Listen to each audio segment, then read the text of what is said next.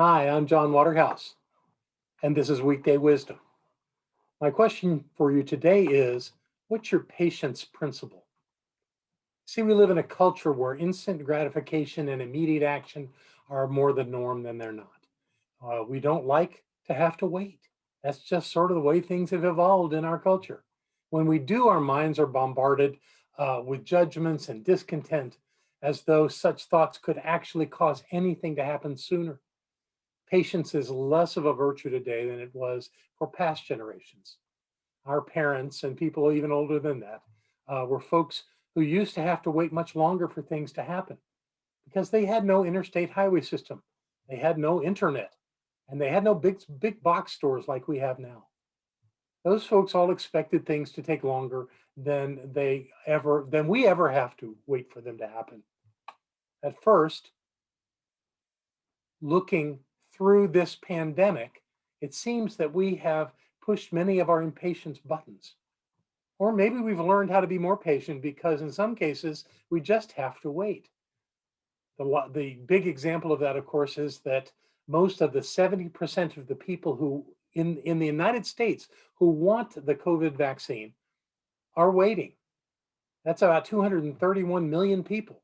They're waiting for their turn to be vaccinated. Of course, world estimates are vastly larger. People spend hours trying to get on waiting lists so they can get this vaccine. And those waiting lists are ridiculously long. As of when I'm making this recording, about 50 million doses have been produced, and only a fraction of those have been administered. All people can do is wait. But how do we wait? And how do we make this happen? So look at this. I have a story. This is a story of the Buddha, and it explores the wisdom of being patient. And the story begins with Buddha and his disciples on a journey. They're going across several territories and through several cities. And one day, as they're traveling, they saw a lake off in the distance. And they decided to stop because they were thirsty. And when they arrived, the Buddha said to his youngest and probably most impatient disciple that he was thirsty. And he asked the disciple to bring him some water from the lake. As the disciple arrived at the edge of the lake, he immediately noticed that a team of oxen was pulling a wagon through the water. The disciple watched as the water quickly became cloudy from the mud stirred up by the oxen. The disciple thought, I can't give my teacher this muddy water to drink. So he went back and told the Buddha, the water is very muddy. I don't think we can drink it. About a half hour later, the Buddha asked the disciple to go back to the lake and bring him some water to drink. When the disciple arrived back at the lake, he could see that the water was still muddy. So once again, he returned to his teacher saying, we can't drink the water. We should go to the nearest town and get something to drink. The Buddha did not reply. He also made no attempt to go anywhere. Sometime later, the Buddha again asked the disciple to go back to the lake and bring him some water. This time, the disciple was not as happy about this. He was a bit upset. He didn't want to challenge his teacher, but he didn't understand why he had to keep going back to the lake and come back to his teacher and tell him that the water was unfit to drink. When he arrived at the lake, he quickly realized that the water was crystal clear. So he filled his container and brought water to his teacher. The Buddha received the water and said to his disciple, what have you done to clean this water? The disciple didn't understand the question and replied, nothing.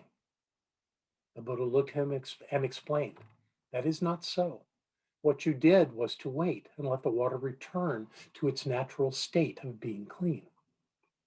Our minds are like that too. When our minds are muddy, we have to let it be. We have to give it some time and be patient so it can return to its natural state without any effort or strain. As things pass on their own, same as so long ago, we don't hold on to these things.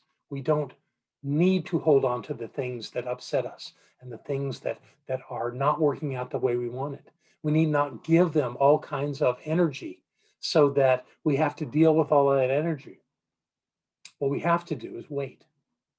We have to respect time, and we have to pause with every situation. When we're overwhelmed, we actually end up thinking, and that thinking causes us to be more concerned as it grows and becomes more of the problem than the thing we're waiting for. The truth is that everything works out. Even pandemics pass, and God is always in the midst of everything. According to our New Thought writer Eckhart Tolle, the mind is a superb instrument when used rightly. But all too often, we don't use our mind at all. It uses us. This is like a disease. We believe we are our minds, and this is the delusion. The instrument has taken us over. So the next time you're feeling impatient, identify where that's coming from as best you can. And instead of reacting with impatience, just wait a bit and see what happens. You might be surprised how things work out. And while you're doing that, have a fantastic day, and I'll see you again.